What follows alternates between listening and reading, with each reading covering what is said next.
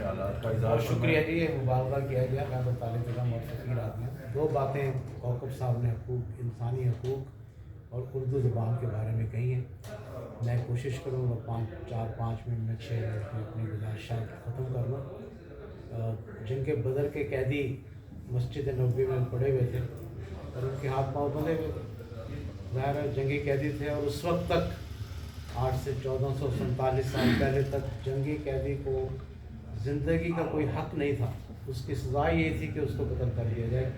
حالانکہ اس سے پہلے یونانی، رومی اور پتہ نہیں کتنی کتنی تہذیبیں اسپارٹا کی اور اس کی بے شک گزری تھی، تو اس سے پہرے پر کھڑے ہوئے تھے صحابہ کرام۔ آپ صلی اللہ علیہ وسلم کبھی ادھر کروٹ لیتے تو کبھی ادھر کروٹ لیتے، پھر کبھی ادھر کروٹ لیتے تو پھر ادھر کروٹ لیتے۔ تو صحابہ کرام جو مزاج شناس نبوی تھے، انہوں نے پوچھ عرض کیا، یا رسول اللہ صلی اللہ علیہ وسلم، ہم 100 جانوں سے آپ پر قربان ہوں، نیند کیوں نہیں آ رہی؟ تو آپ صلی اللہ علیہ وسلم نے فرمایا کہ چچا عباس کی آہیں نہیں سونے دیتی۔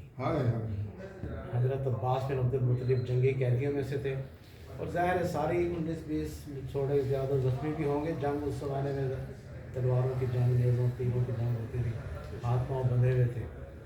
مسلمان صحابہ کرام گئے اور انہوں نے حضرت عباس کی رسیاں ڈھیلی کر دیں، وہ سو گئے۔ رحمۃ للعالمین صلی اللہ علیہ وسلم پھر کبھی ادھر کروٹ لیں تو پھر کبھی ادھر کروٹ لیں، پھر کبھی ادھر کروٹ لیں تو پھر کبھی ادھر کروٹ لیں۔ پھر صحابہ کرام نے پوچھا، ہمارے ماں باپ آپ پر قربان ہوں، آپ کیوں نہیں نیند آ رہی؟ آپ صلی اللہ علیہ وسلم نے فرمایا کہ جب جرم سب کا برابر ہے، جرم سب کا برابر ہے، پھر صرف میرے چچا کی رسیاں کیوں ڈھیلی کی؟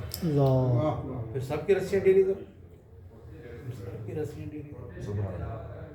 تو اس سے بڑھ کر اور کیا انسانی حقوق؟ کیا بات ہے، کیا بات ہے، کیا اور بات آسمان نے تاریخ انسانی میں حضرت آدم علیہ السلام کو گزرے آج 12,000 سال ہوئے ہیں، یہ 8 سے 1,500 سال پہلے کی بات ہے۔ انسانی تاریخ میں اس آسمان نے پہلی دفعہ دیکھا کہ جنگی قیدی اپنی زندگی کے ساتھ واپس آ ہے۔ واہ واہ، very first time in the human history, very first time. بالکل صحیح ہے، بالکل میں ایک بات یہاں ضرور بطور تنقید کہوں گا کہ یہ خالصتاً یورپ کی اور سیکولرزم کی اصطلاح ہے، انسانی حقوق۔ اسلام کا اس اصطلاح سے کوئی تعلق نہیں ہے، قطعاً بھی 1% بھی تعلق، آدھا فیصد بھی تعلق نہیں ہے۔ اور یہ بات آج سے میں 50-60 سال 100 سال پہلے کہتا تھا، آپ اس کا مذاق اڑاتے، اب تو بالکل نوشتہ دیوار ہے، سر عام یہ بات ہے کہ انسانی حقوق کے نام پر یورپ کیا کر رہا ہے؟ کیا وہ انسانوں کا خون نہیں بہا رہا؟ لیکن یہ ہمارا موضوع نہیں ہے۔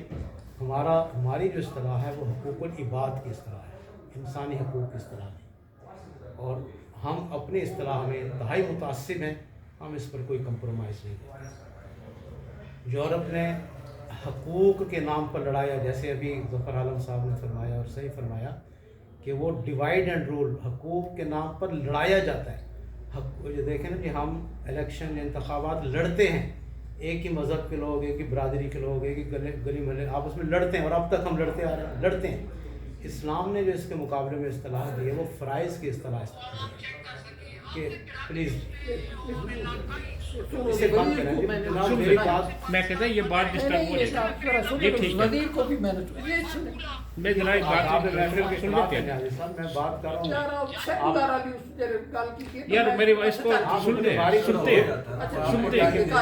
میں اس کیا یہ بچہ بھی کبھی بول رہا ہو تو آپ اس کی بات سنیں۔ ٹھیک ہے، ٹھیک ہے، تو دیکھیں نا جی، میں نے ایک مقالہ لکھا، وہ چھپا بھی، اور میں نے ایک جگہ لیکچر میں بھی یہ بات کہی، اور پھر آپ کے سامنے دہراتا ہوں۔ اسلام نے فرائض کے پلیٹ فارم پر معاشرے کے سب طبقوں کو آپس میں جمع کر دیا۔ نماز کے پلیٹ فارم پر امیر غریب عالم جاہل سب اکٹھے ہو گئے۔ روزے کسی عالم یا فقیہ کے لیے، شیخ القرآن کے لیے صبح 9 بجے روزہ بند نہیں ہوتا، نہ ہی کسی حکمران کے لیے، کسی شیخ الحدیث کے لیے یا مفتی عالم کے لیے عصر کے وقت روزہ کھلتا ہے۔ روزے کے پلیٹ فارم پر سب مسلمان بالکل برابری کی بنیاد پر اکٹھے ہو گئے۔ حج کے اندر تو اتنا بڑا وہ ڈیمانسٹریشن ہے اتفاق کی، اتحاد کی، کہ اس کی تو کوئی مثال ہی نہیں ہے، بالکل کوئی مثال نہیں ہے۔ لیکن یورپ نے حقوق کے نام پر انسانوں کو آپس میں لڑا دیا۔ طالب علموں کے حقوق ٹیچروں سے لڑو، اساتذہ سے لڑو، عوام کے حقوق حکمرانوں سے لڑو، مزدوروں کے حقوق مل مالکان سے لڑو، عورتوں کے حقوق مردوں سے لڑو۔ تو یہ کیا یہ خالصاً سیکولر سوچ ہے نا، انسانی سوچ ہے، خدائی سوچ تو نہیں ہے۔ اللہ تعالیٰ نے فرائض کے پلیٹ فارم پر، اللہ تعالیٰ کے نبیوں نے فرائض کے پلیٹ فارم پر سب کو جمع کر دیا۔ بڑی سادہ سی بات ہے نا، میں معلم ہوں، میں جب اپنا فرض ادا کروں گا تو طالب علموں کے حقوق تو خود بخود ادا ہو رہے ہوں گے نا۔ بڑے سادہ سی بات ہے نا، میں بتایا بطور شوہر بیوی کے فرائض ادا کروں گا جو میرے اوپر آئے ہیں، تو بیوی کے حقوق تو خود بخود ادا ہو رہے ہوں گے نا۔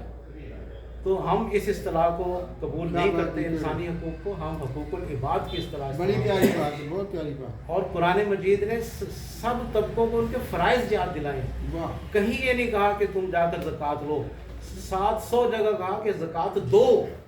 پورے قرآن میں زکوٰۃ لینے کا کہیں حکم نہیں ہے، زکوٰۃ دینے کا حکم ہے کہ اپنی زکوٰۃ ادا، نماز پڑھنے کا حکم ہے، پڑھانے کا حکم نہیں ہے۔ پڑھو نماز پڑھو، نماز پڑھو۔ اچھا جی، ایک تو یہ بات ہو گئی، یہ بات ختم ہو گئی۔ دوسری بات اردو زبان کے بارے میں تھی۔